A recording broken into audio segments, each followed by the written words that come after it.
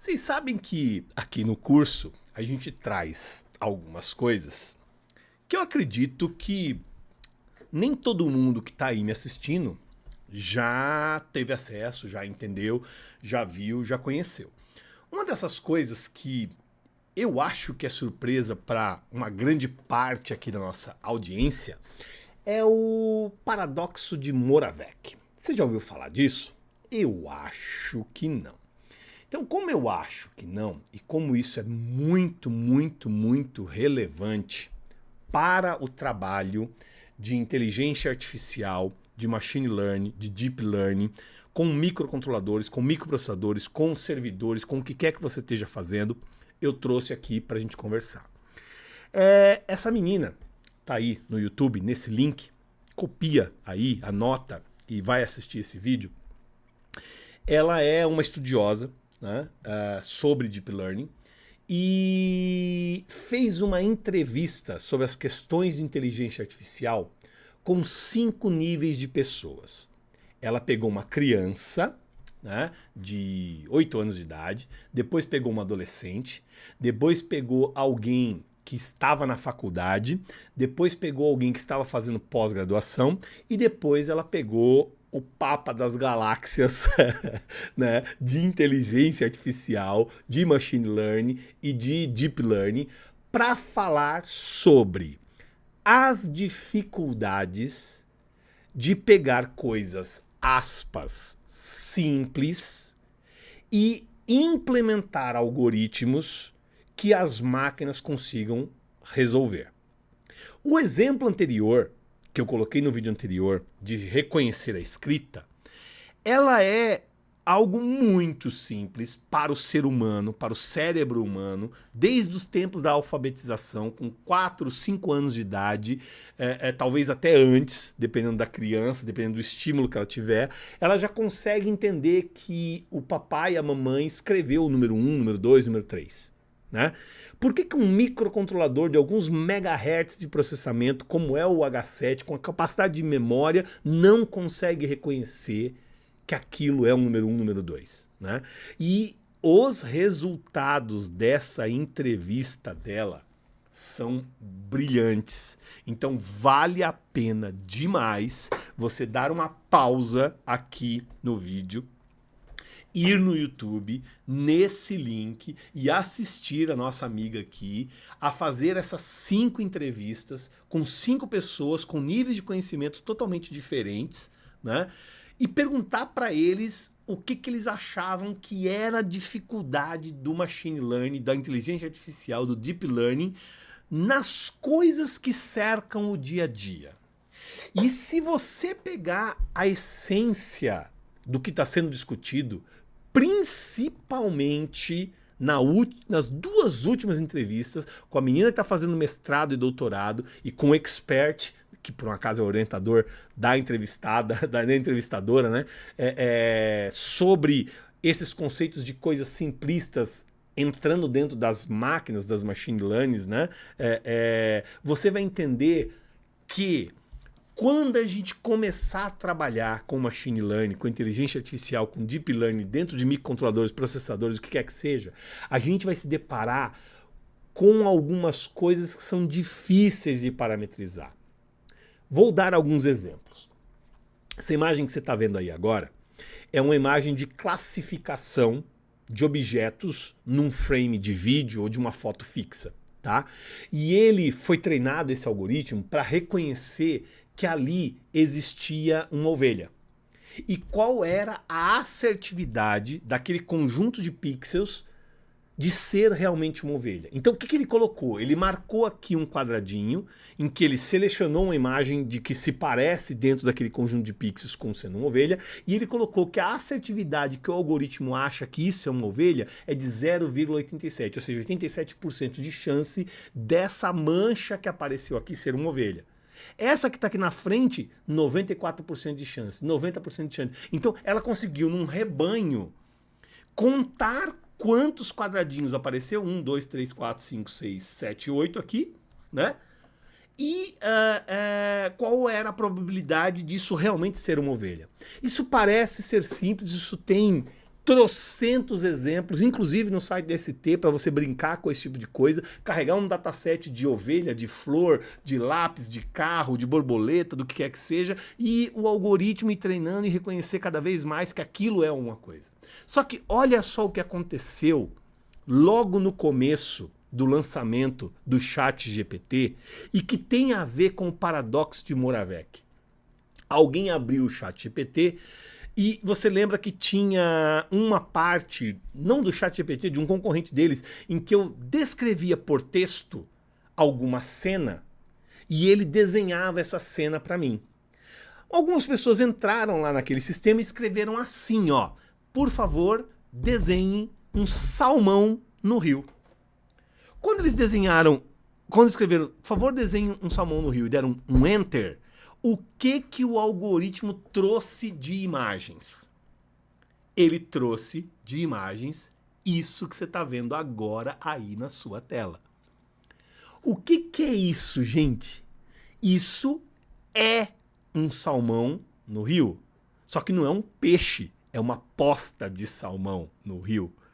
Então, o que está acontecendo aqui é que o dataset utilizado lá naquele gerador de imagens, ele estava setado com o conhecimento de que salmão para ele era isso.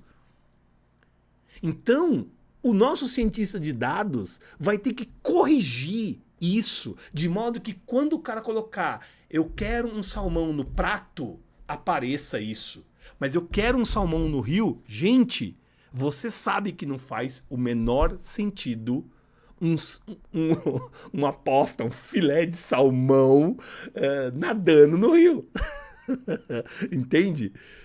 É uma coisa trivial para o seu cérebro humano, mas muito difícil de ser programado via algoritmo dentro de um microcontrolador, de um microprocessador, né? Outras coisas engraçadíssimas acontecem quando esse algoritmo não está bem treinado e é o que a nossa amiga extrai daqueles 5 níveis de consulta, desde a criancinha até o expert, com o paradoxo de Moravec, né? Por exemplo, eu tenho um algoritmo de reconhecer vacas e além de reconhecer vacas, ele mede qual é a altura da vaca e qual é o comprimento da vaca. Olha a vaca que o algoritmo encontrou. Ele encontrou uma vaca de 1,70 m de altura, mais de 5,2 metros de comprimento.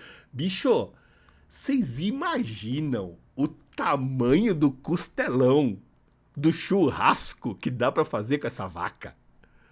É óbvio que aqui são 2 vacas, né? Tem uma vaca aqui e tem uma vaca aqui.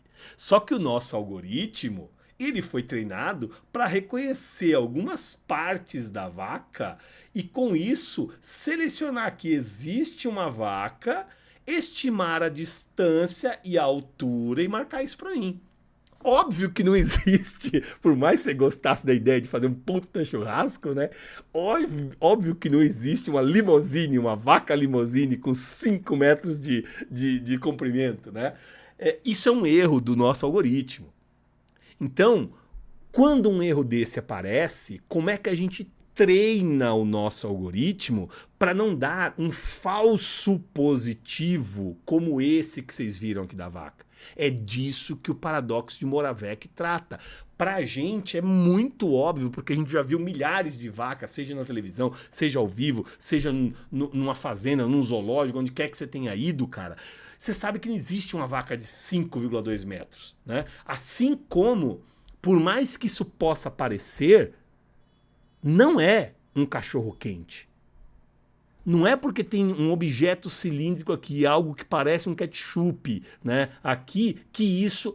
Cara, o cara rodou um algoritmo de fazer predição usando machine learning, usando inteligência artificial, né? E achou que essa imagem era com 99,71% de confidencialidade a imagem de um cachorro quente. E não é, isso é uma banana com goiabada e doce de leite num pão.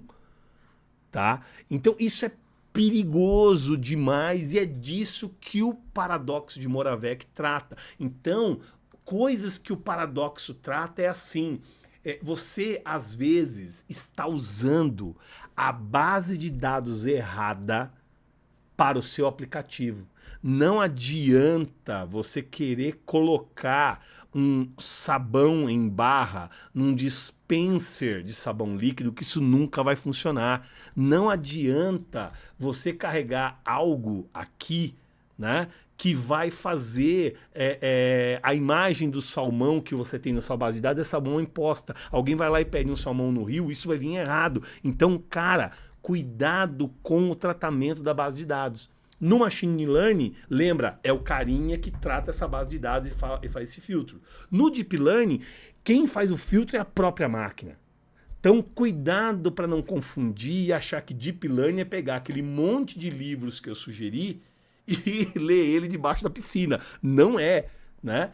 Então, tem trocentos memes na internet tratando dessa questão de brincar com o aprendizado de máquina, com o treinamento de máquina, tá? Então isso é bem complicado, né? Então, o que acontece?